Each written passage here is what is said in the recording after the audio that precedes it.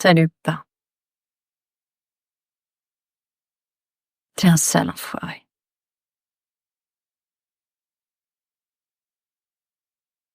Si j'ai jamais enregistré un de ces trucs quand tu répondais encore, c'est que je t'en voulais d'être parti. Après ton silence radio, c'était mieux que j'assume mon choix.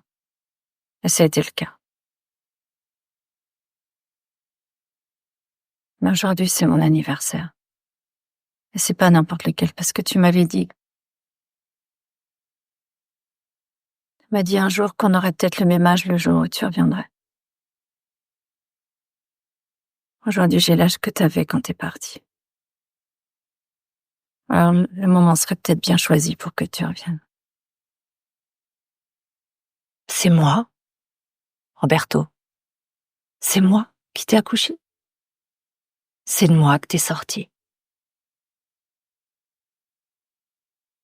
Si j'avais pas accouché de toi ici, si je t'avais pas vu sortir et suivi des yeux jusqu'à ce qu'on te pose dans ton berceau, si j'avais pas surveillé le moindre changement de ton corps, je croirais que c'est pas mon fils que j'ai en face de moi. Pourtant, je te reconnais, Roberto. Je reconnais la forme de ton corps, ta taille, la couleur de tes yeux, la couleur de tes cheveux, la forme de tes mains, ces grandes mains fortes, qu'ont jamais servi qu'à caresser le cou de ta mère, et qu'à serrer celui de ton père que t'as tué.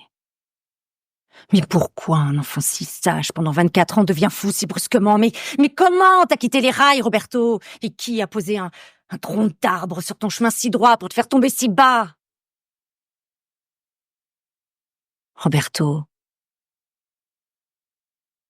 une voiture qui s'est écrasée au fond d'un ravin. On la répare pas. Un train qui a déraillé.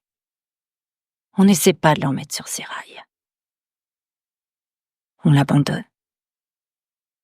On l'oublie. Je t'oublie, Roberto. Je t'ai oublié.